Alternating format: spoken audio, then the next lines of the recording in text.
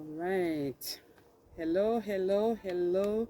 Good morning. Good morning to my viewers and my subscriber. How are you? Wherever you might be viewing from today, welcome back to another video, Grow as You Go. It's a beautiful Saturday morning, and your girl is right back here in our HQ greenhouse. How are you? Hope that all is well with you.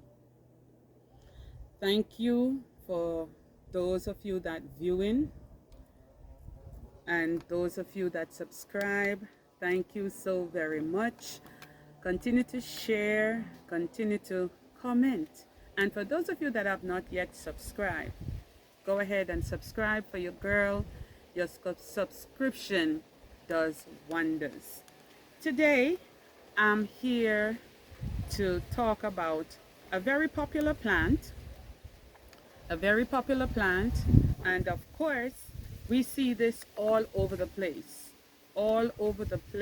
at all times. We see it in the bush, we see it on the side of the road, and sometimes we pass it by and just look at it as another probably bush. But this basically is known as the Cuban oregano. Now, it has so many different names. Some say the Cuban oregano, some call it Chinese mint, Chinese thyme, but it is from the mint family. It is from the mint family. And today we're going to learn as we go, all right, that the benefits that the Cuban oregano has. It has so many different benefits. It is good for your health. It is good for cooking. It is good for your skin. All right. And so today we're going to learn about this. There are so many different um, form of it. You have some, it whites around the edges, but this one is the plain one. And of course, it is the Cuban oregano. All right. When you talk about cooking, you might say, how can I use this to cook? Some of you might have already know the secret, and some of you might have already started to use it to cook. It uses as a thyme. It has a very, very, very strong smell, a very potent smell. Yes, very thymy smell also. And so it is good to use in your meat, in your fish, in your soup, in your stew. All right. And so you can use it for cooking. I have also learned that it also could use when you're washing your meat and your fish. It takes away the rawness from your fish or from your meat. You just put it in the water and you'll use it to wash your meat. All right. You might say, how is it good for the skin? It is good like a mosquito repellent.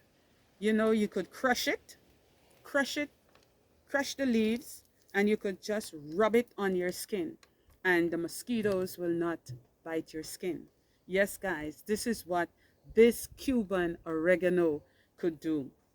Other benefits is for cold and cough. It is good for cold and cough. What you would do, you would steep this in water, in hot water, and don't let it boil. Don't let it, put it on and let it boil everlasting. Bring the water to a boil, and then you'll put the leaves in. And when it comes to a boil, you cover it and let it steep. And then you could drink it. If you want to put a little sugar, a little honey, whatever you want to do with it, you could put it in to the tea and you could drink it. And it's good for cough and for cold. All right. Some persons use it also for as a herbal tea. You could use it for regular tea. You know, you might want to get some herbal tea. You could pick a few leaf from it and you could use it as a tea and drink it. All right. This medicine, this is a form of medicine. All right. It's even good for joint pain, you know, and that's what, you know, we suffered from on a regular basis. You know, you could just crush it and you could put it to the area where the pain is, and you know, put a little band over it, and the pain will disappear. Now, I'm not telling you that you are to put away your doctor's medicine, or if you're on medication, do your medication. But these can help you to relieve cold, even asthma, guys. You know, some persons suffer with asthma. It is good for asthma. So this plant has a lot of benefits. So you could go ahead and you could try it. And I must also let you know that it is so easy to grow. It could grow in water, as I have mine here sitting in the water. It could grow in water. It's easy to grow if you just get a container and stick it in. You know, it will grow and you will have it all year round. One thing I have to tell you, it's a plant that needs to be contained. So if you don't want it to take up all of your garden, you have to put it in a container where it can be contained, or if you put it in the ground, you have to keep monitoring it, because it will spread all over your garden. Do you have the Cuban oregano in your garden? Are you growing it? Have you ever used it before? Have you ever cooked with it? If so, leave it in the comment section. Let me know what you do with your Cuban oregano. My last thing is, it also could make like a season.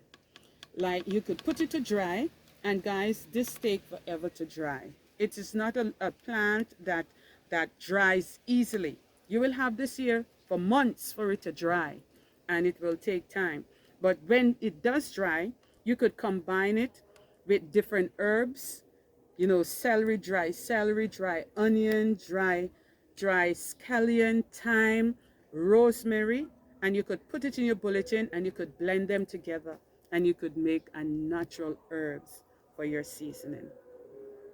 Hope that today you will learn something, and hope that when you see this Cuban oregano, you will take a piece somewhere, pick a piece, carry a piece home, stick it in the ground, and see the magic that it will work for you. I thank you so much for joining me this morning. I hope that you learned something today. Thank you for watching Grow As You Go. And let me know in the comment section, what is it that you're growing? Is there anything that you're growing in your backyard, on your porch, in your garden? Let me know. Thank you so much. Once again, continue to share, continue to like, continue to subscribe. Share it with a friend. All right? And thank you so much. Have a wonderful day. Peace out. Bye-bye.